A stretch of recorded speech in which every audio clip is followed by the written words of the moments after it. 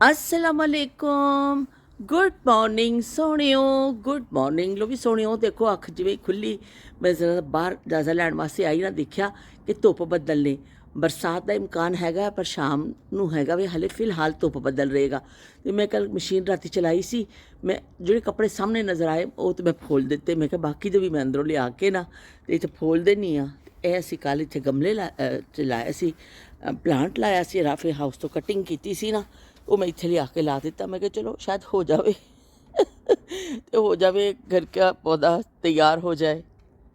ਇੱਥੇ ਅਸੀਂ ਸੁਬਾਹ ਸੁਬਾਹ ਨਜ਼ਰ ਮਾਰੀਏ ਝਾਤੀ ਮਾਰੀਏ ਆਲੂ ਜਿਹੜੇ ਨੇ ਫੁੱਟ ਪਏ ਨੇ ਜਿਹੜੇ ਅਸੀਂ ਬੀਜੇ ਸਨ। ਦੇਖੋ ਇੰਨੀ ਖੁਸ਼ੀ ਹੋ ਰਹੀ ਕਿ ਚੂਹੇ ਤੋਂ ਬਚਾਉਣ 'ਚ ਅਸੀਂ ਕਾਮਯਾਬ ਹੋ ਗਏ ਆ ਤੇ खेती जी नमूदार हो गई है। मैंने सुबह सुबह बड़ा अच्छा लगता है अगर बेतहाशा सर्दी ना हो मैं एक चक्कर कटनी हाँ फिर पौदियां देखनी हाँ दूर तक देखनी हाँ सब्ज़ा नज़र आता है तो बड़ा चंगा लगता है। चलो जी ए साडा खेतीबाड़ी भी देख लो नाल तुहानू असी यूके वैदर का भी दस दिता वे। नाश्ता लैके असी टेबल ते बैठ चुके हाँ और चाह का वड्डा सारा कप जिहड़ा वे ना वो भी तैयार है। तो चाह के वड्डे सारे कप के नाल ही सानू के बेगम याद आ जाते हैं। के बेगम बड़े खुश होंदे ने कहंदे ने कि तुसीं मेरे चाह के वड्डे सारे कप के नाल मेरा नां लैंदे हो मैनू बड़ा चंगा लगता है।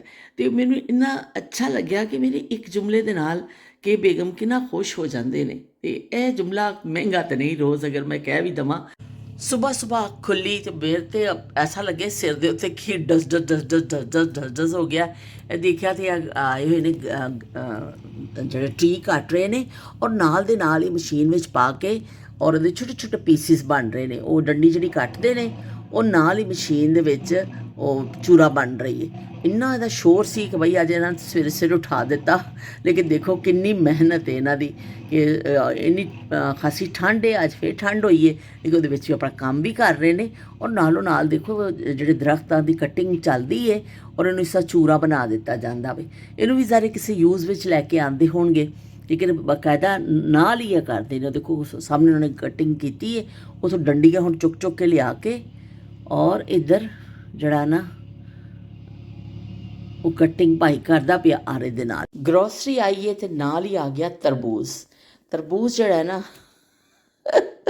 ये गर्मियां का बड़ा हसीन सौगात है और ये भी सियालकोट दी यादां बड़ियां वाबस्ता ने। जो असीं सियालकोट जाने होंगे साबू सवेरे सवेरे तरबूज लैके आते होंगे सन तो असीं खाने होंगे सा। लो भी ये आ गई जे पैप्सी ये आ गया ओलिव ऑयल तो सोहने सोहने केलाज बनानाज आ गए हैं येलो येलो कलर के बनानाज। ते नाल आ गया साड़ा दही दूध और ये अंडे आ गए ने ब्रिटिश फ्री रेंज वाले। आ देख लो भाई आंडे आंडे आंडे गरम ते नाल आ गया जे ब्रिटिश ब्राउन ऑनियन। सुबह मैं उठी तो एक मामूल का दिन सी और क्या कहते हैं जिस तरह रोज़ाना का होंदा है धुप देख के खुशी हुई कि चलो धुप बदलने अज और असी क्या कहते ने अपना रूटीन का नाश्ता वाश्ता मैं किया। हले मैं कुछ खाण पकाने का सोच ही रही सा तो वो गाड़ी की आवाज़ मैनू सुबह जब मेरी अख खुली ना तो गाड़ी आई सी जोड़े ग्रास कटिंग वगैरह करते हैं ना इत्थे और जोड़े एक्सट्रा कोई दरख्त वगैरह होंदे ने वो कटते हैं तो वो मैं वो शोर के नाल ही मेरी सुबह अख खुली तो मैं क्या पता नहीं है की कर रहे देखा तो भाई झाड़ियाँ जो पे कटदा सी और उन्हें मैं क्या चलो गाड़ी आई है कौंसल वालियां दी और वो क्या कहते हैं कटिंग कर रहे हैं। तो मैं फिर अपना किचन जाके लग गई गाड़ी की आवाज़ मुसलसल आ रही सी और उस तो बाद फिर मैंने थोड़ा काम निपटा के दोबारा विंडो च आके देखा तो मैं बस इन्ना एक मैनू कहते धचका लग्या एक पता नहीं की होया मैनू समझ नहीं लगी कि किसी इंसान नू दरख्तां नाल भी मुहब्बत हो सकती है। तो मैं देखा तो इत्थे जो बड़ा सारा बूटा सी ना उन्होंने उन्होंने भी कटिंग करनी शुरू कर दी सी। मैनू इन्ना दुख लग्या मैं इन्ना दुख लग्या मैं तुहानू दस नहीं सकती पिछे तुहानू नज़र आ रहा है तो मैं दिखानी हाँ कि मैनू समझ ही ना आया क्योंकि यह मेरा पसंदीदा बूटा सी।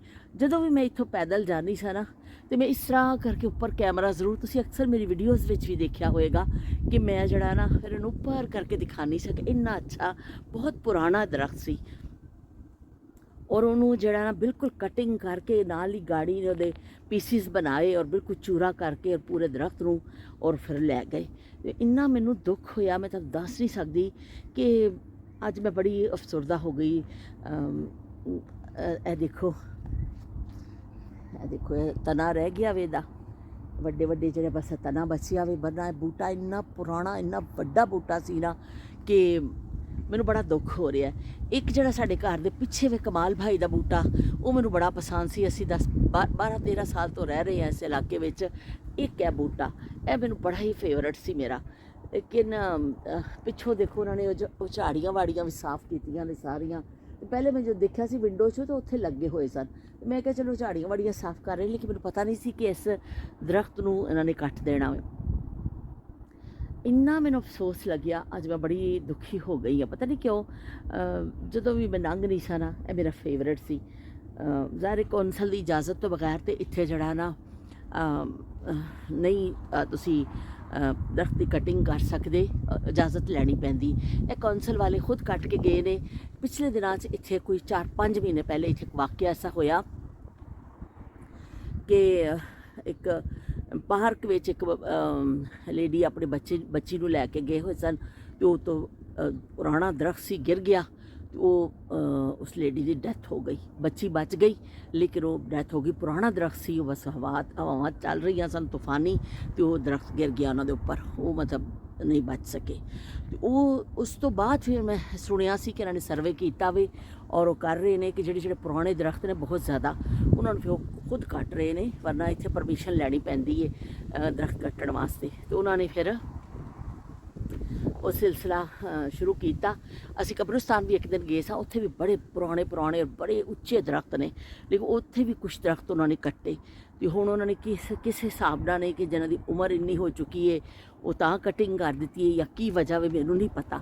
ਬਹਿਰਹਾਲ ਐਵੇਂ ਕਿ ਇਹ ਦਰਖਤ ਜਿਹੜਾ ਵੇ ਚਲਾ ਗਿਆ। ਮੈਨੂੰ ਬੜਾ ਹੀ ਅੱਜ ਪਤਾ ਨਹੀਂ ਕਿਉਂ ਮੈਨੂੰ ਇੰਨਾ ਅੱਛਾ ਲੱਗਦਾ ਹੁੰਦਾ ਸੀ। ਮੈਂ ਜਦੋਂ ਵੀ ਵਿੰਡੋ 'ਚ ਵੀ ਦੇਖਦੀ ਸਾਂ, ਅਤੇ ਖਾਸ ਤੋਂ ਗੁਜ਼ਰਦੇ ਹੋਏ ਮੈਂ ਉੱਪਰ ਤੱਕ ਇਹਨੂੰ ਝਾਤੀ ਜ਼ਰੂਰ ਮਾਰਨੀ ਹੁੰਦੀ ਸਾਂ। ਲੇਕਿਨ ਉਹ ਦਰਖਤ ਜਿਹੜਾ ਚਲਾ ਗਿਆ। ਅਤੇ ਇਨਸਾਨ ਜਿਹੜੇ ਹੁੰਦੇ ਨੇ ਨਾ, ਉਹ ਮੇਰਾ ਖਿਆਲ ਹੈ ਦਰਖਤਾਂ ਨਾਲ, ਇਹ ਪੌਦਿਆਂ ਨਾਲ, ਇਹਨਾਂ ਚੀਜ਼ਾਂ ਨਾਲ ਵੀ ਤੁਹਾਡੀ ਬੜੀ ਉਨਸੀਅਤ ਹੋ ਜਾਂਦੀ ਹੈ ਕਿ ਪਤਾ ਨਹੀਂ, ਮੈਂ ਅੱਜ ਬੇਖਤਿਆਰ ਨਿਕਲ ਆਈ। ਹਲੇ ਮੇਰਾ ਸਾਰਾ ਕੰਮ ਵੀ ਪਿਆ, ਪਰ ਮੇਰੇ ਤੋਂ ਉਦਾਸੀ ਤਾਰੀ ਹੋ ਗਈ। ਐਸਾ ਲੱਗਦਾ ਹੈ ਕੋਈ ਆਪਣਾ ਹੀ ਕੋਈ ਚਲਾ ਗਿਆ, ਵਿਛੜ ਗਿਆ, ਕਿ ਜਿਹਨੂੰ ਮੈਂ ਦੇਖਦੀ ਹੁੰਦੀ ਸਾਂ ਸ਼ੌਕ ਨਾਲ, ਔਰ ਜਿਹਨੂੰ ਮੈਂ ਪਿਆਰ ਕਰਦੀ ਸਾਂ ਜਿਸ ਦਰਖਤ ਨੂੰ, ਉਹ ਅੱਜ ਚਲਾ ਗਿਆ। ਅਤੇ ਬਸ ਮੈਂ ਹੁਣ ਚਲਦੇ ਆ ਗਈ ਹਾਂ। ਅੱਜ ਮੇਰਾ ਕੰਮ ਕਰਨ ਨੂੰ ਦਿਲ ਨਹੀਂ ਕਰਦਾ। ਜਿੰਨਾ ਕੰਮ ਹੋ ਗਿਆ ਵੇ ਉਹ ਤਾਂ ਹੋ ਗਿਆ, ਬਾਕੀ ਮੇਰਾ ਹੁਣ ਦਿਲ ਹੀ ਨਹੀਂ ਕਰਦਾ ਪਿਆ ਕਿ ਮੈਂ ਕੁਛ ਕੰਮ ਕਰਾਂ।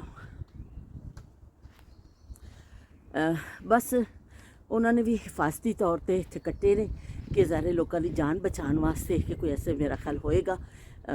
ਮੈਨੂੰ ਰੀਜ਼ਨ ਪਤਾ ਨਹੀਂ, ਲੇਕਿਨ ਪਿਛਲੇ ਦਿਨਾਂ 'ਚ ਕਬਰਿਸਤਾਨ 'ਚ ਜਿਹੜਾ ਮੈਂ ਦੱਸਿਆ ਤੁਹਾਨੂੰ ਕਿ ਇਹੀ ਵਜ੍ਹਾ ਸੀ। ਇਹ ਜਿਹੜਾ ਪਿੱਛੇ ਬੂਟਾ ਵੇ, ਇਹ ਜਿਹੜਾ ਵੇ, ਇਹ ਵੀ ਮੈਨੂੰ ਇਹ ਦੋ ਬੂਟੇ ਮੈਨੂੰ ਬੜੇ ਪਸੰਦ ਸਨ। ਇੱਕ ਇਹ ਵਾਲਾ, ਇਹਨੂੰ ਤਾਂ ਮੈਂ ਵਿੰਡੋ ਵਿੱਚੋਂ ਦੇਖਦੀ ਰਹਿੰਦੀ ਹਾਂ ਜਦੋਂ ਆਉਂਦੇ ਜਾਂਦੇ। ਇਹ ਸਮਝੋ ਮੇਰਾ ਦੋਸਤ ਹੈ, ਇਹਨੂੰ ਮੈਂ ਰੋਜ਼ ਇੱਕ ਨਜ਼ਰ ਦੇਖਦੀ ਹਾਂ। ਅਤੇ ਉਹ ਬੂਟਾ ਵੀ, ਇਹ ਦੋ ਮੈਨੂੰ ਬੜੇ ਪਸੰਦ ਸਨ।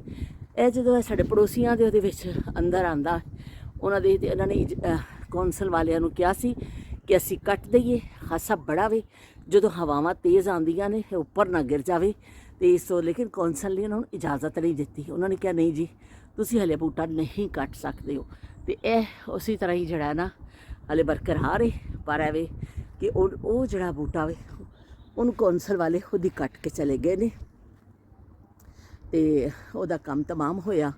ਅਤੇ ਬਸ ਅੱਜ ਮੈਂ ਜਿਹੜਾ ਨਾ ਬੜੀ ਅਫਸਰਦਾ ਹੋ ਗਈ ਹਾਂ। ਲੋ ਜੀ, ਅਸੀਂ ਬਾਹਰ ਦਾ ਚੱਕਰ ਲਾ ਕੇ ਆ ਗਏ ਆ। ਅੱਜ ਉਦਾਸੀਆਂ ਦੇ ਹੋ ਗਏ ਨੇ। ਬੜਾ ਮੈਨੂੰ ਦੁੱਖ ਪਤਾ ਨਹੀਂ ਕਿਉਂ ਲੱਗਿਆ, ਕਿਉਂਕਿ ਸਾਡੇ ਵੱਡੇ ਵੀ ਕਹਿੰਦੇ ਹੁੰਦੇ ਸਨ ਕਿ ਦਰਖਤ, ਜਾਨਦਾਰ ਦਰਖਤ ਨੂੰ ਕੱਟਣਾ ਜਿਹੜਾ ਵੇ ਨਾ, ਉਹ ਸਹੀ ਨਹੀਂ ਹੈ। ਜਿਹੜਾ ਦਰਖਤ ਹਰਾ ਭਰਾ ਹੋਵੇ, ਫਲ ਫੁੱਲ ਦਿੰਦਾ ਹੋਵੇ, ਉਹਨੂੰ ਨਾ ਕੱਟੋ। ਲੇਕਿਨ ਇਹ ਤਾਂ ਸਾਰੇ ਹਿਫਾਜ਼ਤੀ ਤੌਰ 'ਤੇ ਕੀਤਾ ਗਿਆ।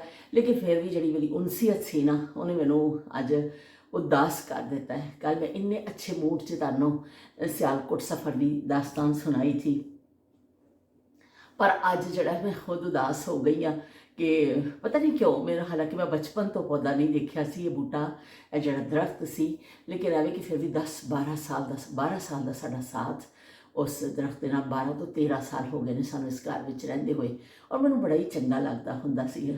ਮੈਂ ਸਪੈਸ਼ਲੀ ਉੱਥੋਂ ਲੰਘ ਨਹੀਂ ਸਾਂ, ਉੱਪਰ ਉਹਨੂੰ ਦੇਖ ਨਹੀਂ ਸਾਂ, ਇੰਨਾ ਤਵੀਲ।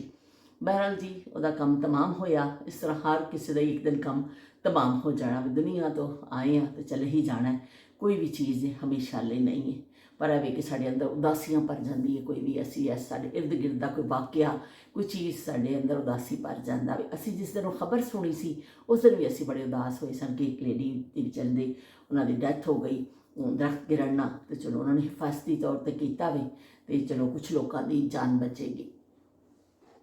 ਤੇ ਸਿਆਲਕੋਟ ਸਫ਼ਰ ਦੇ ਹਵਾਲੇ ਨਾਲ ਸ਼ਮਾ ਦਾ ਕਮੈਂਟ ਆਇਆ, ਤਾਂ ਸਾਰੇ ਦੇ ਕਮੈਂਟ ਆਏ। ਮੈਂ ਇਤਫਾਕ ਨਾਲ ਅੱਜ ਪੂਰੀ ਤਿਆਰੀ ਦੇ ਨਾਲ ਨਹੀਂ ਬੈਠੀ। ਪੂਰੀ ਤਿਆਰੀ ਤੋਂ ਮੁਰਾਦ ਹੈ ਕਿ ਮੈਂ ਚਸ਼ਮਾ ਔਰ ਉਹ ਲੈ ਕੇ ਆਉਂਦੀ ਆ, ਤੇ ਫਿਰ ਉਹ ਦੇਖਦੀ ਆ ਜਿਹੜਾ ਟੈਬਲੇਟ, ਤੇ ਫਿਰ ਮੈਨੂੰ ਕਮੈਂਟ ਪੜ੍ਹਨੀ। ਬਗੈਰ ਚਸ਼ਮੇ ਦੇ ਮੈਨੂੰ ਬਿਲਕੁਲ ਨਹੀਂ ਪੜ੍ਹਿਆ ਜਾਂਦਾ, ਇੱਕ ਲਫ਼ਜ਼ ਨਹੀਂ ਪੜ੍ਹਿਆ ਜਾਂਦਾ, ਕਿ ਮੈਨੂੰ ਬਹੁਤ ਮੁਸ਼ਕਿਲ ਹੁੰਦੀ ਹੈ ਹੁਣ ਕਿ ਨਜ਼ਰ ਖਾਸੀ ਕਮਜ਼ੋਰ ਹੋ ਗਈ ਹੈ।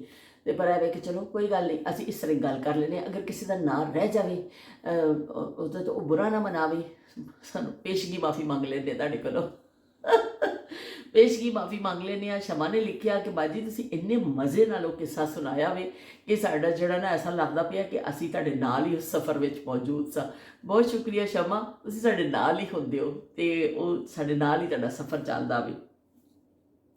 ਕਹਿੰਦੇ ਨਾ, ਕੱਲਿਆਂ ਨਾ ਜਾਣਾ ਸਾਡੇ ਨਾਲ ਨਾਲ ਚੱਲੋ ਜੀ, ਕੱਲਿਆਂ ਨਾ ਜਾਣਾ ਸਾਡੇ ਨਾਲ ਨਾਲ ਚੱਲੋ ਜੀ, ਤੇ ਤੁਸੀਂ ਸਾਡੇ ਨਾਲ ਨਾਲ ਹੀ ਹੁੰਦੇ ਹੋ। ਤੇ ਇਸ ਤਰ੍ਹਾਂ ਕਿ ਕਹਿੰਦੇ ਨੇ ਜ਼ੈਨਬ ਨੇ ਲਿਖਿਆ ਕਿ ਉਹਨਾਂ ਨੇ ਹਾਰਟ ਭੇਜੇ ਔਰ ਉਹਨਾਂ ਨੇ ਕਿਹਾ ਕਿ ਮੇਰਾ ਸੋਹਣਾ ਸ਼ਹਿਰ ਸਿਆਲਕੋਟ, ਪਿਆਰਾ ਸ਼ਹਿਰ। ਤੇ ਮੈਂ ਫਿਰ ਉਹਨਾਂ ਨੂੰ ਅੱਗੋਂ ਕਮੈਂਟ 'ਚ ਜਵਾਬ ਵੀ ਰਿਪਲਾਈ ਕੀਤਾ, ਪਰ ਮੈਂ ਪੁੱਛਿਆ ਕਿ ਤੁਸੀਂ ਵੀ ਕਿ ਸਿਆਲਕੋਟ ਤੋਂ? ਜ਼ੈਨਬ ਤੁਸੀਂ ਮੈਨੂੰ ਜ਼ਰੂਰ ਦੱਸਿਓ ਕਿ ਤੁਸੀਂ ਕਿੱਥੋਂ ਤੋਂ? ਤਾਂ ਤੁਹਾਡਾ ਸ਼ਹਿਰ ਵੀ ਸਿਆਲਕੋਟ ਹੀ ਹੈ। ਮੈਨੂੰ ਜੁਮਲੇ ਤੋਂ ਤਾਂ ਇਸ ਤਰ੍ਹਾਂ ਲੱਗਿਆ ਕਿ ਸ਼ਾਇਦ ਤੁਸੀਂ ਵੀ ਸਿਆਲਕੋਟ ਦੇ ਹੀ ਹੋ, ਜਾਂ ਤੁਸੀਂ ਆਪਣੇ ਮੁਲਕ ਦੇ ਇੱਕ ਸ਼ਹਿਰ ਦੇ ਹਵਾਲੇ ਨਾਲ ਕਿਹਾ ਵੇ। ਬਹਰਹਾਲ ਤੁਸੀਂ ਮੈਨੂੰ ਜ਼ਰੂਰ ਕਮੈਂਟ ਕਰਕੇ ਜ਼ਰੂਰ ਦੱਸਿਓ। ਤੇ ਕੇ ਬੇਗਮ ਨੇ ਤਾਂ ਹਸਬੇ ਮਾਮੂਲ ਜਿਹੜਾ ਨਾ ਪਸੰਦ ਕੇ ਬੇਗਮ ਕਰਦੇ ਹੀ ਕਰਦੇ ਨੇ, ਉਹਨਾਂ ਨੂੰ ਬੜਾ ਚੰਗਾ ਲੱਗਦਾ, ਸਾਡੀ ਹਰ ਸ਼ੈ ਅੱਛੀ ਲੱਗਦੀ ਹੈ ਕੇ ਬੇਗਮ ਨੂੰ। ਤੇ ਬਹੁਤ ਸ਼ੁਕਰੀਆ ਜੀ ਤੁਹਾਡੀ ਸਾਰਿਆਂ ਦੀ ਮੁਹੱਬਤਾਂ ਦਾ ਕਿ ਤੁਸੀਂ ਲਾਇਬਾ, ਸਨਤ ਹੁਸੈਨ, ਸਾਰੇ ਸਾਡੇ ਸਾਥੀ ਆਉਂਦੇ ਨੇ ਤੇ ਕੀ ਕਹਿੰਦੇ ਨੇ ਤੁਸੀਂ ਸਾਡੇ ਕਮੈਂਟ ਕਰਦੇ ਹੋ। ਤੇ ਸ਼ਬੀਰ ਹੁਸੈਨ ਸਾਹਿਬ ਨੇ ਲਿਖਿਆ ਕਿ ਮੈਂ ਬੜਾ ਜੀ ਲੰਬਾ ਕਮੈਂਟ ਲਿਖਿਆ ਸੀ ਆਪਣੇ ਸਫ਼ਰ ਦੇ ਹਵਾਲੇ ਨਾਲ, ਬੜਾ ਲੰਬਾ ਦਾਸਤਾਨ ਪੂਰੀ ਲਿਖ ਦਿੱਤੀ ਸੀ ਉਹਨੇ।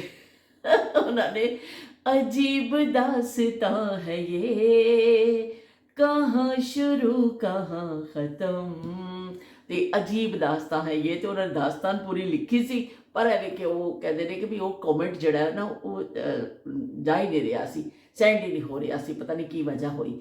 ਤੇ ਕਦੀ ਕਦੀ ਹੋ ਜਾਂਦਾ ਇਸ ਤਰ੍ਹਾਂ, ਮੈਨੂੰ ਖੁਦ ਬਾਜ਼ ਦਫਾ ਕਿਸੇ ਦੇ ਕਮੈਂਟ ਬਾਅਦ 'ਚ ਨਜ਼ਰ ਆਉਂਦੇ ਨੇ, ਦੂਸਰੇ ਤੀਸਰੇ ਦਿਨ ਨਜ਼ਰ ਆਉਂਦੇ ਨੇ, ਉਸ ਵੇਲੇ ਨਜ਼ਰ ਨਹੀਂ ਆਉਂਦੇ ਜਦੋਂ ਮੈਂ ਬਲੌਗ ਦਾ ਰਿਪਲਾਈ ਦੇ ਰਹੀ ਹੁੰਦੀ ਹਾਂ। ਤੇ ਚਲੋ ਕੋਈ ਉਹਨਾਂ ਦਾ ਸ਼ਾਇਦ ਕੋਈ ਮਸਲਾ ਹੋਏਗਾ, ਜਾਂ ਲੌਂਗ ਜਿਹੜਾ ਰਿਪਲਾਈ ਨਾ ਜਾਂਦਾ ਹੋਵੇ, ਮੈਂ ਪਤਾ ਨਹੀਂ, ਤੁਹਾਡਾ ਕਮੈਂਟ ਮਿਲ ਗਿਆ। ਉਹਨਾਂ ਨੇ ਕਿਹਾ ਮੈਂ ਤਾਂ ਬੜਾ ਲੰਬਾ, ਚਲੋ ਫਿਰ ਉਹਨਾਂ ਨੇ ਕਿਹਾ ਕਦੀ ਫੇਰ ਸਹੀ ਕਰਾਂਗੇ ਗੱਪਸ਼ਪ ਇਸ ਹਵਾਲੇ ਨਾਲ, ਸਫ਼ਰ ਦੇ ਹਵਾਲੇ ਨਾਲ। ਤੇ ਉਹਨਾਂ ਨੇ ਲਿਖਿਆ ਕਿ ਮੇਰਾ ਕਮੈਂਟ ਗਿਆ ਨਹੀਂ। ਬਹੁਤ ਸ਼ੁਕਰੀਆ ਸ਼ਬੀਰ ਹੁਸੈਨ ਸਾਹਿਬ, ਮੈਨੂੰ ਪੂਰਾ ਯਕੀਨ ਹੈ ਕਿ ਤੁਸੀਂ ਕੋਈ ਦਿਲਚਸਪੀ ਗੱਲ ਲਿਖੀ ਹੋਣੀ ਉਹਦੇ ਵਿੱਚ। ਤੇ ਉਹ ਕੀ ਕਹਿੰਦੇ ਨੇ, ਚਲੋ ਆਇੰਦਾ ਫਿਰ ਅਸੀਂ, ਸਾਡੇ ਕਿਹੜਾ ਸਾਥ ਛੁੱਟ ਜਾਣਾ ਵੇ, ਅਸੀਂ ਕਹਿੰਦੇ ਇਸ ਤਰ੍ਹਾਂ ਆਪਣਾ ਵਿਹੜੇ 'ਚ ਬਹਿੰਦੇ ਰਹਾਂਗੇ, ਇੱਕ ਦੂਸਰੇ ਨਾਲ ਗੱਪਸ਼ਪ ਅਸੀਂ ਕਰਦੇ ਰਹਿਣਾ ਵੇ। ਤੇ ਅੱਜ ਪਤਾ ਨਹੀਂ, ਮੈਂ ਹਾਲਾਂਕਿ ਬੜੀ ਕੋਸ਼ਿਸ਼ ਵੀ ਕਰਨੀ ਆ ਕਿ ਮੈਂ ਇਸ ਚੀਜ਼ ਤੋਂ ਨਿਕਲਾਂ ਬਾਹਰ, ਲੇਕਿਨ ਪਤਾ ਨਹੀਂ ਅੰਦਰੋਂ ਹੀ ਦਿਲ ਜਿਹੜਾ ਨਾ ਮੇਰਾ, ਉਹ ਬੂਟਾ ਦੇਖ ਕੇ ਪਤਾ ਨਹੀਂ ਉਹਨੂੰ ਕੀ ਹੋ ਗਿਆ ਦਿਲ ਨੂੰ, ਕਿ ਮੈਨੂੰ ਬੜਾ ਇੱਕ ਅਜੀਬ ਜਿਹਾ ਫੀਲ ਹੋ ਰਿਹਾ ਵੇ। ਤੇ ਕੀ ਕਹਿੰਦੇ ਨੇ, ਸਿਆਲਕੋਟ ਸਫ਼ਰ ਦੇ ਹਵਾਲੇ ਦੇ ਨਾਲ ਵੀ ਜਿਹੜਾ ਨਾ ਅਸੀਂ ਫਿਰ ਉਹ ਉੱਥੇ ਤੱਕ ਪਹੁੰਚੇ ਸਾਂ ਕਿ ਅਸੀਂ ਫਿਰ ਟਾਂਗੇ 'ਤੇ ਬਹਿੰਦੇ ਹੁੰਦੇ ਸਾਂ, ਟਾਂਗਾ ਟਪ ਟਪ ਟਪ ਕਰਦਾ ਜਾਂਦਾ ਹੁੰਦਾ ਸੀ। ਫਿਰ ਦਾਦੀ ਬੂਹੇ ਵਿੱਚ ਖੜ੍ਹੇ ਹੁੰਦੇ ਸਨ, ਉਹਨਾਂ ਨੂੰ ਇੰਤਜ਼ਾਰ ਹੁੰਦਾ ਸੀ ਕਿ ਮੇਰੇ ਬੱਚੇ ਆ ਰਹੇ ਨੇ, ਤੇ ਦਾਦੀ ਨੂੰ ਜਾ ਕੇ ਕੁੱਟ ਕੇ ਜੱਫੀਆਂ ਪਾਉਣੀਆਂ, ਸਾਰੇ ਘਰ 'ਚ ਖੁਸ਼ੀ ਦਾ ਮਾਹੌਲ ਹੁੰਦਾ ਸੀ, ਚੰਗੇ ਚੰਗੇ ਖਾਣੇ ਪੱਕੇ ਹੁੰਦੇ ਸਨ, ਬਸ ਮੂੰਹ ਚੁੰਮ ਕੇ ਜੱਫੀਆਂ ਪਾ ਕੇ, ਇੰਨਾ ਮੁਹੱਬਤਾਂ ਵਾਲਾ ਦੌਰ ਸੀ ਕਿ ਫਿਰ ਉਹ ਸਾਡਾ ਉਹ ਚੀਜ਼ ਜਿਹੜਾ ਨਾ ਅਸੀਂ ਭੁੱਲ ਨਹੀਂ ਸਕਦੇ। ਤੇ ਉਹ ਸਿਆਲਕੋਟ ਸਫ਼ਰ ਦੇ ਵਿੱਚ ਫਿਰ ਰਸਤੇ ਵਿੱਚ ਮੈਂ ਤੁਹਾਨੂੰ ਦੱਸਣਾ ਭੁੱਲ ਗਈ ਸਾਂ, ਕਿਉਂਕਿ ਤਵਾਲਤ ਸੀ, ਭੁੱਲ ਤੇ ਨਹੀਂ ਮੈਂ ਗਈ ਸਾਂ, ਕੁਝ ਚੀਜ਼ ਜਿਹੜੀ ਜ਼ਿਹਨ 'ਚ ਆ ਜਾਂਦੀ ਹੈ ਕਿਉਂਕਿ ਸਕ੍ਰਿਪਟ ਨਹੀਂ ਹੁੰਦਾ ਮੇਰਾ, ਕਿ ਜਿਹੜੀ ਸੁਰਾਈ ਵਿੱਚ ਪਾਣੀ ਫਿਰ ਜਿਹੜਾ ਮੁਖਤਲਿਫ ਸਟੇਸ਼ਨਸ ਦੇ ਜਿੱਥੇ ਗੱਡੀ ਰੁਕਦੀ ਸੀ, ਸਟੇਸ਼ਨ 'ਤੇ ਨਲਕਾ ਲੱਗਿਆ ਹੁੰਦਾ ਸੀ, ਉੱਥੋਂ ਸੁਰਾਈ ਭਰ ਲਈ ਜਾਂਦੀ ਸੀ। ਕਿਉਂਕਿ ਹੋਰ ਤਾਂ ਨਹੀਂ ਹੁੰਦਾ ਸੀ ਉਸ ਜ਼ਮਾਨੇ 'ਚ, ਨਾ ਮਿਨਰਲ ਵਾਟਰ ਦੀਆਂ ਬੋਤਲਾਂ ਸਨ, ਨਾ ਕੂਲਰ ਆਏ ਸਨ ਉਦੋਂ, ਤੇ ਉਹ ਸੁਰਾਹੀ ਹੀ ਜਿਹੜੀ ਸਫ਼ਰ 'ਚ ਕੰਮ ਆਉਂਦੀ ਸੀ। ਔਰ ਫਿਰ ਕੋਈ ਬੜਾ ਸਟੇਸ਼ਨ ਆਉਂਦਾ ਸੀ, ਜਿਵੇਂ ਰੋੜੀ ਸਟੇਸ਼ਨ, ਹੈਦਰਾਬਾਦ ਸਟੇਸ਼ਨ, ਬੜੇ ਬੜੇ ਜਿੱਥੇ ਸਟੇਸ਼ਨ ਜਿੱਥੇ ਗੱਡੀ ਥੋੜ੍ਹੀ ਜ਼ਿਆਦਾ ਦੇਰ ਰੁਕਦੀ ਸੀ, ਉੱਥੇ ਉਤਰ ਕੇ ਸਾਹਮਣੇ ਨਲਕਾ ਲੱਗਿਆ ਹੁੰਦਾ ਸੀ। ਲੋਕ ਪਾਣੀ ਵੈਸੇ ਵੀ ਪੀ ਲੈਂਦੇ ਸਨ, ਜਿਨ੍ਹਾਂ ਨੇ ਭਰਨਾ ਹੁੰਦਾ ਸੀ ਭਰ ਲੈਂਦੇ ਸਨ, ਔਰ ਜ਼ਿਆਦਾ ਜਿਹੜੇ ਸ਼ੌਕੀਨ ਲੋਕ ਹੁੰਦੇ ਸਨ ਨਹਾ ਵੀ ਲੈਂਦੇ ਹੁੰਦੇ ਸਨ ਉਹ ਨਹਾ ਵੀ ਲੈਂਦੇ ਹੁੰਦੇ ਸਨ। ਇਸ ਤਰ੍ਹਾਂ ਫਿਰ ਅੱਬੂ ਨੇ ਉਤਰ ਕੇ ਭਰ ਲੈਣਾ। ਲੇਕਿਨ ਨਾਲ ਦੇ ਜਿਹੜੇ ਹੁੰਦੇ ਸਨ ਸਾਡੇ ਹਮਸਫਰ, ਜਿਹੜੇ ਸਫ਼ਰ ਕਰ ਰਹੇ ਹੁੰਦੇ ਸਨ ਲੋਕ, ਉਹਨਾਂ ਨਾਲ ਵੀ ਬਿਲਕੁਲ ਆਪਣੇ ਵਰਗਾ ਹੀ ਕੀਤਾ ਜਾਂਦਾ ਸੀ। ਉਹਨਾਂ ਨੂੰ ਖਾਣਾ ਵੀ ਪੇਸ਼ ਕੀਤਾ ਜਾਂਦਾ ਸੀ ਇੱਕ ਦੂਸਰੇ ਨੂੰ, ਕਿ ਲੋ ਵੀ ਸਾਡੇ ਖਾਣਾ ਸ਼ੁਰੂ ਕਰਨ ਲੱਗੇ ਹਾਂ, ਤੁਸੀਂ ਵੀ ਖਾਓ। ਔਰ ਪਾਣੀ ਵੱਲੋਂ ਤਾਂ ਕਿਸੇ ਨੂੰ ਮਨਾ ਹੁੰਦਾ ਹੀ ਨਹੀਂ ਸੀ, ਕਿ ਕੋਈ ਦੂਸਰਾ ਬੰਦਾ ਵੀ ਅਗਰ ਸਫ਼ਰ ਕਰ ਰਿਹਾ ਤਾਂ ਉਹ ਪਾਣੀ ਪੀਣਾ ਚਾਹੁੰਦਾ ਸੀ ਤਾਂ ਉਹ ਸੁਰਾਈ ਵਿੱਚੋਂ ਪਾਣੀ ਪੀ ਲੈਂਦਾ ਸੀ। ਪਾਣੀ ਪੀਣ ਤੋਂ ਬਿਲਕੁਲ ਕਿਸੇ ਨੂੰ ਮਨਾ ਨਹੀਂ ਕੀਤਾ ਜਾਂਦਾ ਸੀ। ਤੇ ਖਾਣੇ ਵਿੱਚ ਵੀ ਕੋਈ ਅਕੇਲਾ ਮੁਸਾਫਿਰ ਦੇਖਦੇ ਸਨ ਤੇ ਉਹਨੂੰ ਵੀ ਰੋਟੀ ਦੇ ਉੱਪਰ ਹੀ ਸਾਲਨ ਰੱਖ ਕੇ ਫੜਾ ਦਿੱਤਾ ਜਾਂਦਾ ਸੀ, ਕਿ ਲੋ ਵੀ ਭਾਜੀ ਤੁਸੀਂ ਵੀ ਖਾ ਲਵੋ ਥੋੜ੍ਹੀ ਜਿਹੀ, ਕੋਈ ਗੱਲ ਨਹੀਂ, ਰੋਟੀ ਦਾ ਟਾਈਮ ਹੈ। ਇਸ ਤਰ੍ਹਾਂ ਮੇਲ ਬਾਂਟ ਕੇ ਸਫ਼ਰ ਵਿੱਚ ਵੀ ਲੋਕ, ਹਾਲਾਂਕਿ ਉਹ ਅਣਜਾਣ ਲੋਕ ਹੁੰਦੇ ਸਨ, ਉਹਨਾਂ ਨੂੰ ਜਾਣਦੇ ਨਹੀਂ ਹੁੰਦੇ ਸਨ, ਲੇਕਿਨ ਇਹ ਵੀ ਅਪਣਾਈਅਤ ਦਾ ਦੌਰ ਸੀ। ਤੇ ਫਿਰ ਸਭ ਮਿਲ ਜੁਲ ਕੇ ਸਫ਼ਰ ਜਿਹੜਾ ਗੁਜ਼ਰ ਜਾਂਦਾ ਹੁੰਦਾ ਸੀ। ਫਿਰ ਬਰਥਾਂ ਜਿਹੜੀਆਂ ਦੋ ਹੁੰਦੀਆਂ ਸਨ, ਜਿਹੜੀ ਸੀਟਾਂ ਸਾਡੀਆਂ, ਤੇ ਫਿਰ ਇੱਕ ਬਿਸਤਰ ਜਿਹੜਾ ਐਕਸਟਰਾ ਲੈ ਕੇ ਜਾਂਦੇ ਹੁੰਦੇ ਸਨ, ਇੱਕ ਤਲਾਈ ਔਰ ਇੱਕ ਖੇਸ ਖੋਸ, ਜਾਂ ਜਿਵੇਂ ਉਹ ਤਲਾਈ ਜ਼ਰੂਰ ਰੱਖੀ ਜਾਂਦੀ ਸੀ ਕਿ ਜਿਹੜਾ ਸੈਂਟਰ ਵਿੱਚ ਜਿਹੜੀ ਜਗ੍ਹਾ ਹੁੰਦੀ ਸੀ, ਨੀਚੇ ਫਰਸ਼, ਉੱਥੇ ਬਿਸਤਰ ਵਿਛਾ ਲਿਆ ਜਾਂਦਾ ਸੀ। ਉੱਥੇ ਇੱਕ ਦੋ ਬੰਦਾ ਉੱਥੇ ਲੇਟ ਜਾਂਦਾ ਹੁੰਦਾ ਸੀ, ਕੁਛ ਬਰਥ ਤੇ ਔਰ ਕੁਛ ਉਹ ਫਿਰ ਨੀਚੇ ਜਿਹੜਾ ਫਰਸ਼ ਹੁੰਦਾ ਉਹਦੇ ਤੇ। ਇਸ ਤਰ੍ਹਾਂ ਗੱਡੀ ਟਾਪੋ ਟਾਪ ਚੱਲਦੀ ਜਾਂਦੀ ਸੀ। ਹਰ ਸਟੇਸ਼ਨ ਤੇ ਇਹ ਕਹਿੰਦੇ ਨੇ ਕੋਈ ਨਾ ਕੋਈ ਚੀਜ਼ ਵੇਚਣ ਵਾਲੇ ਵੀ ਵਿੱਚ ਆ ਜਾਂਦੇ ਹੁੰਦੇ ਸਨ, ਲੇਕਿਨ ਜ਼ਿਆਦਾਤਰ ਲੋਕ ਘਰਾਂ ਦਾ ਹੀ ਚੀਜ਼ਾਂ ਇਸਤੇਮਾਲ ਕਰਦੇ ਸਨ। ਸਿਆਲਕੋਟ ਪਹੁੰਚ ਕੇ ਫਿਰ ਅਸੀਂ ਗੁੰਮ ਹੋ ਜਾਂਦੇ ਸਾਂ ਸਿਆਲਕੋਟ ਦੇ ਉੱਤੇ। ਆਪਣੇ ਇੱਕ ਹੁਸਨ ਸੀ ਉਸ ਦਾਦੀ ਦੇ ਘਰ ਦਾ, ਦਾਦੀ ਦੀ ਮੁਹੱਬਤਾਂ ਅਤੇ ਉਹ ਪਿਆਰ ਭਰਾ ਜ਼ਮਾਨਾ ਅਤੇ ਅਨਮੋਲ ਰਿਸ਼ਤੇ।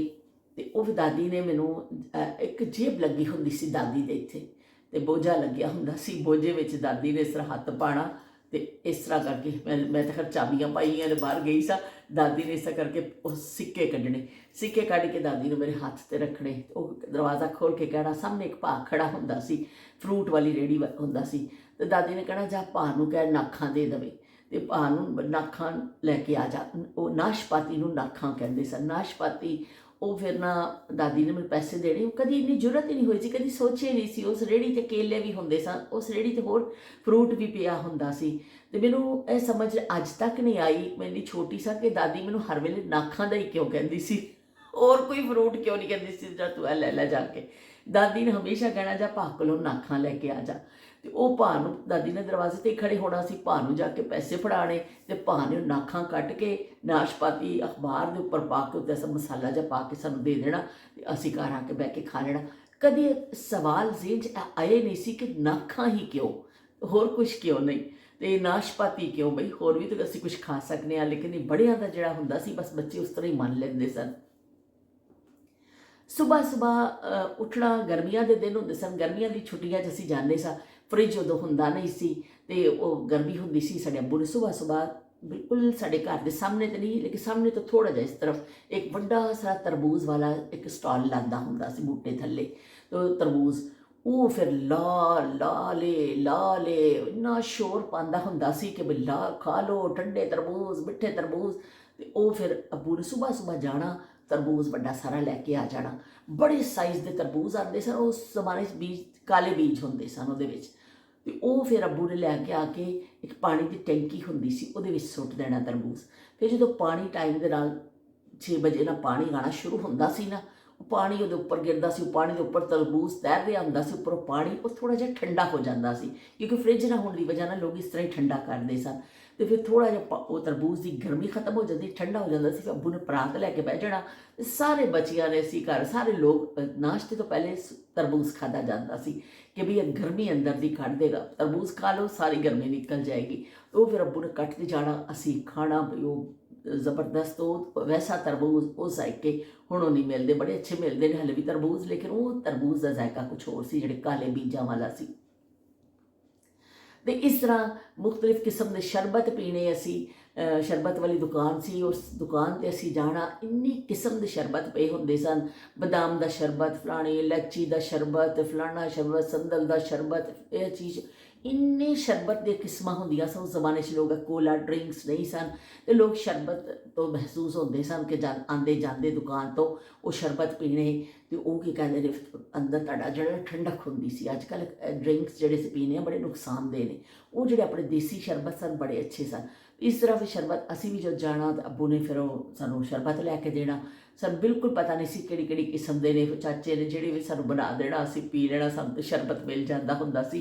ਅਤੇ ਇਸ ਤਰ੍ਹਾਂ ਹਸੀਨ ਯਾਦਾਂ ਜਿਹੜੀਆਂ ਨੇ ਤਰਬੂਜ਼ ਔਰ ਜਿਹੜਾ ਕੀ ਕਹਿੰਦੇ ਨੇ ਸ਼ਰਬਤ ਔਰ ਟਾਂਗੇ ਦੀ ਸਵਾਰੀ, ਇਹ ਸਾਡੇ ਦਿਲਚਸਪ ਚੀਜ਼ਾਂ ਹੁੰਦੀਆਂ ਸਨ। ਜਿੱਥੇ ਵੀ ਜਾਣਾ ਫਿਰ ਅਸੀਂ ਉੱਥੇ ਲੋਕਲੀ ਫਿਰ ਜਿੱਦਣ ਵੀ ਜਾਣਾ ਹੁੰਦਾ ਸੀ ਅੱਬੂ ਨੇ ਆਪਣੇ ਰਿਸ਼ਤੇਦਾਰਾਂ ਨੂੰ ਮਿਲਣ ਵਾਸਤੇ, ਅਤੇ ਉਹ ਫਿਰ ਵੀ ਅੱਜ ਮਾਮੇ ਵੱਲ ਜਾਣਾ ਹੈ, ਅੱਜ ਫਲਾਣੇ ਵੱਲ ਜਾਣਾ ਹੈ, ਅੱਜ ਫਲਾਣੇ ਨੂੰ ਮਿਲਣ ਜਾਣਾ ਹੈ, ਉਹ ਤਾਂਗਾ ਹੀ ਯੂਜ਼ ਹੁੰਦਾ ਸੀ। ਕਿਤੇ ਵੀ ਤੁਸੀਂ ਜਾਣਾ ਤਾਂ ਬਾਜ਼ਾਰ ਜਾਣਾ ਵੀ ਤਾਂਗੇ ਤੋਂ ਸਿਵਾ ਗੱਡੀ ਬਹੁਤ ਘੱਟ ਕਿਸੇ ਕੋਲ ਹੁੰਦੀ ਸੀ। ਵਰਨਾ ਰੋਡ 'ਤੇ ਤੁਹਾਨੂੰ ਤਾਂਗੇ ਹੀ ਜਾਂ ਪੈਦਲ ਚੱਲਦੇ ਲੋਕ ਨਜ਼ਰ ਆਉਂਦੇ ਸਨ ਜਾਂ ਤਾਂਗਾ ਨਜ਼ਰ ਆਉਂਦਾ ਸੀ। ਅਤੇ ਬਸ ਵੀ ਫਿਰ ਸਾਨੂੰ ਖੁਸ਼ੀ ਹੁੰਦੀ ਸੀ ਕਿ ਅੱਜ ਫਲਾਣੇ ਵੱਲ ਚੱਲੇ ਹਾਂ, ਵੀ ਚੱਲੇ ਹਾਂ ਤਾਂ ਠੀਕ, ਪਰ ਅਸੀਂ ਤਾਂਗੇ 'ਤੇ ਬਹਿਣਾ ਵੇ। ਇੰਨਾ ਸ਼ੌਕ ਹੁੰਦਾ ਸੀ ਤਾਂਗੇ 'ਤੇ ਬਹਿਣ ਦਾ ਨਾ। ਅਤੇ ਉਹ ਅਸੀਂ ਬਚਪਨ ਵਿੱਚ, ਮੈਂ ਤਾਂ ਬਲਕਿ ਹੁਣ ਵੀ ਵਿੱਚ ਗਈ ਸੀ ਇੱਕ ਦਫਾ, ਤਾਂ ਮੇਰਾ ਦਿਲ ਕੀਤਾ ਕਿ ਕਿਤੇ ਮੈਨੂੰ ਤਾਂਗਾ ਮਿਲੇ ਅਤੇ ਮੈਂ ਉਸ 'ਤੇ ਬੈਠਾ, ਤਾਂਗੇ ਦੀ ਸਵਾਰੀ ਕਰੀਏ, ਕਿਉਂਕਿ ਅਸੀਂ ਬਚਪਨ ਵਿੱਚ ਤਾਂਗੇ ਦੀ ਸਵਾਰੀ ਬਹੁਤ ਕੀਤੀ ਹੈ ਔਰ ਬਹੁਤ ਉਹਦਾ ਜਿਹੜਾ ਨਾ ਮਜ਼ਾ ਆਉਂਦਾ ਸੀ। ਅਤੇ ਚਲੋ ਜੀ ਉਹ ਹੀ ਵਕਤ ਤਾਂ ਗੁਜ਼ਰ ਗਿਆ। ਅਸੀਂ ਉਹਨਾਂ ਦੀ ਯਾਦਾਂ ਦੇ ਨਾਲ ਮਹਿਜ਼ੂਜ਼ ਹੋ ਜਾਂਦੇ ਹਾਂ, ਤੁਹਾਨੂੰ ਵੀ ਨਾਲ ਸੁਣਾ ਦਿੰਦੇ ਹਾਂ, ਕਿਉਂਕਿ ਇਹ ਸਿਰਫ ਕਿੱਸਾ ਸੁਣਾਉਣ ਦੇ ਨਾਲ ਨਹੀਂ ਹੁੰਦਾ। ਇੱਕ ਥੋੜ੍ਹਾ ਤੁਸੀਂ ਇੱਕ ਚੀਜ਼ ਨੂੰ ਸਿਰਫ ਵੀ ਕਰ ਰਹੇ ਹੁੰਦੇ ਹੋ। ਬਹੁਤ ਸਾਰੇ ਨਵੇਂ ਲੋਕ ਸੁਣਦੇ ਨੇ, ਨਵੇਂ ਬੱਚੇ ਸਾਨੂੰ ਸੁਣਦੇ ਨੇ। ਲਾਈਬਾ ਹੋ ਗਈ ਜਾਂ ਛੋਟੀ ਏਜ ਦੇ ਬੱਚੇ ਜਿਹੜੇ ਸੁਣਦੇ ਨੇ, ਉਹਨਾਂ ਨੇ ਜਿਹੜੇ ਉਹ ਵਾਕਿਆਤ ਨਹੀਂ ਸੁਣੇ ਨੇ ਉਸ ਜ਼ਮਾਨੇ ਦੀਆਂ ਚੀਜ਼ਾਂ, ਕਿ ਲੋਕ ਹੈਰਾਨ ਹੁੰਦੇ ਨੇ। ਨੂਰ ਫਾਤਮਾ ਮੈਨੂੰ ਅਕਸਰ ਇਹ ਕੁਐਸਚਨ ਕਰਦੀ ਹੈ ਕਿ ਤੁਸੀਂ ਕਿਸ ਤਰ੍ਹਾਂ ਜ਼ਿੰਦਾ ਰਹਿੰਦੇ ਸੋ, ਕਿ ਤੁਹਾਡੇ ਕੋਲ ਫੋਨ ਵੀ ਨਹੀਂ ਹੁੰਦਾ ਸੀ, ਤੁਹਾਡੇ ਕੋਲ ਫਰਿੱਜ ਵੀ ਨਹੀਂ ਹੁੰਦੀ ਸੀ, ਤੁਹਾਡੇ ਉਹ ਜਦ ਤੁਸੀਂ ਜ਼ਿੰਦਾ ਕਿਸ ਤਰ੍ਹਾਂ ਰਹਿੰਦੇ ਸੋ। ਮੈਂ ਬਲੀਵ ਨਹੀਂ ਕਰਦੀ, ਉਹ ਅਕਸਰ ਕਹਿੰਦੀ ਮੈਂ ਬਲੀਵ ਨਹੀਂ ਕਰ ਸਕਦੀ ਹਾਂ ਕਿ ਤੁਸੀਂ ਜਿਹੜੀ ਸਟੋਰੀ ਸੁਣਾਉਂਦੇ ਹੋ ਵਾਕਈ ਰੀਅਲ ਸਟੋਰੀ ਨੇ। ਅਤੇ ਮੈਂ ਉਹਨੂੰ ਕਹਿੰਦੀ ਹਾਂ ਕਿ ਬਿਲਕੁਲ ਸੱਚੀਆਂ ਗੱਲਾਂ ਨੇ। ਅਸੀਂ ਮੈਂ ਬੱਚਿਆਂ ਨੂੰ ਦੱਸਦੀ ਰਹਿੰਦੀ ਹਾਂ ਕਿ ਇਸ ਤਰ੍ਹਾਂ ਦਾ ਅਸੀਂ ਦੌਰ ਦੇਖਿਆ ਵੇ, ਅਤੇ ਇਸ ਤਰ੍ਹਾਂ ਫਿਰ ਉਹਨਾਂ ਨੂੰ ਮੈਂ ਦੱਸਦੀ ਰਹਿੰਦੀ ਹਾਂ, ਕਿਉਂਕਿ ਕੋਈ ਵੀ ਦੌਰ ਹੁੰਦਾ ਹੈ ਨਾ, ਉਹ ਗੁਜ਼ਰ ਤੇ ਜਾਂਦਾ ਵੇ, ਲੇਕਿਨ ਉਹਨੂੰ ਮਹਿਫੂਜ਼ ਇਸ ਤਰ੍ਹਾਂ ਕੀਤਾ ਜਾਂਦਾ ਵੇ ਕਿ ਅਸੀਂ ਇੱਕ ਦੂਸਰੇ ਨੂੰ ਕੋਈ ਕਿੱਸਾ ਸੁਣਾਈਏ। ਅਸੀਂ ਵੀ ਆਪਣੇ ਬੜਿਆਂ ਦੀਆਂ ਜਿਹੜੀਆਂ ਗੱਲਾਂ ਸੁਣੀਆਂ ਨੇ ਕਿ ਲੋਕ ਪੈਦਲ ਸਫ਼ਰ ਕਰਦੇ ਸਨ, ਜਾਂ ਲੋਕ ਮਾਚਿਸ ਨਹੀਂ ਹੁੰਦੀ ਸੀ ਜਦੋਂ ਪੱਥਰ ਨੂੰ ਰਗੜ ਕੇ ਅੱਗ ਲਾਉਂਦੇ ਹੁੰਦੇ ਸਨ। ਉਹ ਕਿੱਸੇ ਨਹੀਂ ਨੇ, ਉਹ ਹਕੀਕਤ ਸੀ। ਲੇਕਿਨ ਉਹ ਇਸ ਤਰ੍ਹਾਂ ਹੀ ਨਸਲ ਦਰ ਨਸਲ ਲੋਕ ਸੁਣਾਉਂਦੇ ਆਉਂਦੇ ਨੇ, ਇੱਕ ਦੂਸਰੇ ਨੂੰ ਦੱਸਦੇ ਨੇ, ਗੱਲਾਂ ਮੁੰਤਕਿਲ ਹੁੰਦੀਆਂ ਨੇ। ਅਤੇ ਸਾਡਾ ਮਕਸਦ ਵੀ ਹੈ ਵੀ ਕਿ ਅਸੀਂ ਗੱਪਸ਼ਪ ਵੀ ਕਰੀਏ, ਅਸੀਂ ਉਸ ਕੁਛ ਉਹਨਾਂ ਜ਼ਮਾਨਿਆਂ ਨੂੰ ਵੀ ਮਹਿਫੂਜ਼ ਕਰੀਏ ਕਿ ਜਿਹੜੇ ਕੀ ਕਹਿੰਦੇ ਨੇ ਗੁਜ਼ਰ ਗਏ ਨੇ, ਹੁਣ ਕਦੀ ਆਣੇ ਤੇ ਨਹੀਂ ਨੇ। ਅਤੇ ਚਲੋ ਜੀ ਹੁਣ ਮੈਂ ਇਜਾਜ਼ਤ ਚਾਹੁੰਦੀ ਹਾਂ ਤੁਹਾਡੇ ਕੋਲੋਂ। ਅਤੇ ਅੱਜ ਥੋੜ੍ਹੀ ਜਿਹੀ ਸੋਗਵਾਰੀ ਦੇ ਨਾਲ ਪਤਾ ਨਹੀਂ ਕਿਉਂ ਮੇਰਾ ਦਿਲ ਜਿਹੜਾ ਹੈ ਨਾ ਬੜਾ ਹੀ ਉਦਾਸ ਹੋ ਗਿਆ ਵੇ। ਬੂਟਾ ਕੀ ਕੱਟਿਆ, ਐਸਾ ਲੱਗਦਾ ਪਤਾ ਨਹੀਂ ਮੇਰੇ ਦਿਲ ਦੇ ਅੰਦਰ ਹੀ ਕੁਛ ਹੋ ਗਿਆ ਵੇ। ਮੈਨੂੰ ਸ਼ਾਇਦ ਕਹਿਣਾ ਨਹੀਂ ਆ ਰਿਹਾ, ਲੇਕਿਨ ਕੀ ਹੋ ਗਿਆ, ਇੰਨੇ ਸਾਰੇ ਬੂਟੇ ਨੇ ਅਤੇ ਅਗਰ ਕੱਟਿਆ ਗਿਆ ਤਾਂ ਫਿਰ ਕੀ ਹੋ ਗਿਆ। ਲੇਕਿਨ ਬਸ ਮੈਨੂੰ ਉਸ ਦਰਖਤ ਦੇ ਨਾਲ ਉਹ ਨਸੀਹਤ ਬਹੁਤ ਸੀ। ਮੈਂ ਵਿੰਡੋ 'ਚ ਉਹਨੂੰ ਦੇਖ ਨਹੀਂ ਸਾਂ, ਮੈਨੂੰ ਕੋਈ ਆਪਣਾ ਜਿਹਾ ਲੱਗਦਾ ਸੀ। ਚਲੋ ਜ਼ਿੰਦਗੀ ਕਿਤੇ ਤਮਾਮ ਨਹੀਂ ਹੁੰਦੀ ਏ, ਜ਼ਿੰਦਗੀ ਤੇ ਜਿਸ ਦਿਨ ਤੁਸੀਂ ਖ਼ਤਮ ਹੁੰਦੇ ਹੋ ਉੱਥੇ ਹੀ ਤਮਾਮ ਹੁੰਦੀ। ਜਦੋਂ ਤੱਕ ਤੁਸੀਂ ਜ਼ਿੰਦਾ ਹੋ ਮੁਖਤਲਿਫ ਨਸ਼ੀਬੋ ਫਰਾਜ਼ ਜ਼ਿੰਦਗੀ ਦੇ ਚੱਲਦੇ ਰਹਿੰਦੇ ਨੇ। ਅਤੇ ਫਿਰ ਮਿਲਣੀ ਆ, ਤੁਸੀਂ ਕਮੈਂਟ ਕਰਨਾ ਬਿਲਕੁਲ ਨਹੀਂ ਭੁੱਲਣਾ। ਤੁਹਾਡੀ ਕੌਮੀ ਡਿਊਟੀ ਸ਼ੁਰੂ ਹੋਣ ਵਾਲੀ ਹੈ ਕਿ ਤੁਸੀਂ ਕਮੈਂਟ ਕਰਨਾ ਵੇ, ਔਰ ਫਿਰ ਅੱਛਾ ਜਿਹਾ ਕਮੈਂਟ ਕਰੋਗੇ ਅਤੇ ਮੇਰੇ ਵਿਹੜੇ 'ਚ ਆਓਗੇ ਅਤੇ ਫਿਰ ਮੈਨੂੰ ਅਸੀਂ ਕਹਾਂਗੇ ਜੀ ਆਇਆਂ ਨੂੰ। ਅੱਜ ਖਾਣ ਪਕਾਉਣ ਦਾ ਕੰਮ ਬਿਲਕੁਲ ਨਹੀਂ ਹੈ। ਅੱਜ ਕੱਪੜਿਆਂ ਦੀ ਧੁਆਈ ਕਰਨੀ ਹੈ, ਸਫਾਈ ਕਰਨੀ ਹੈ, ਥੋੜ੍ਹੇ ਮੈਂ ਜਾਲੇ ਸ਼ਾਲੇ ਉਤਾਰੇ ਨੇ। ਅਤੇ ਇਸ ਤਰ੍ਹਾਂ ਅੱਜ ਜਿਹੜਾ ਨਾ ਬੱਚੇ ਕੁਛੇ ਜਿਹੜੇ ਫਰਿੱਜ 'ਚ ਪਏ ਨੇ ਅਸੀਂ ਉਹ ਹੀ ਖਾਣੇ ਨੇ। ਉਹ ਜਿਹੜੀ ਚੀਜ਼ਾਂ ਬਚ ਜਾਂਦੀਆਂ ਨੇ ਉਹ ਫਿਰ ਸਾਨੂੰ ਉਹ ਕਹਿੰਦੇ ਜਾਨ ਕੋ ਜਰਬਨ ਹੋ ਜਾਂਦੀ ਹੈ, ਉਹ ਮੁੱਕਣ ਦਾ ਨਾਂ ਹੀ ਨਹੀਂ ਲੈਂਦੀ ਆ ਕਿ ਮੁੱਕਣ ਤੇ ਅਸੀਂ ਕੁਛ ਨਵੀਂ ਸ਼ੈ ਪਕਾਈਏ। ਅਤੇ ਫਿਰ ਮਿਲਦੇ ਹਾਂ ਇਨਸ਼ਾ ਅੱਲਾ ਇੱਕ ਨਵੇਂ ਕਿੱਸੇ ਦੇ ਨਾਲ, ਨਵੀਂ ਯਾਦ ਦੇ ਨਾਲ। ਅੱਲਾ ਹਾਫਿਜ਼, ਤੇਰਾ ਬਰਾਕਾ।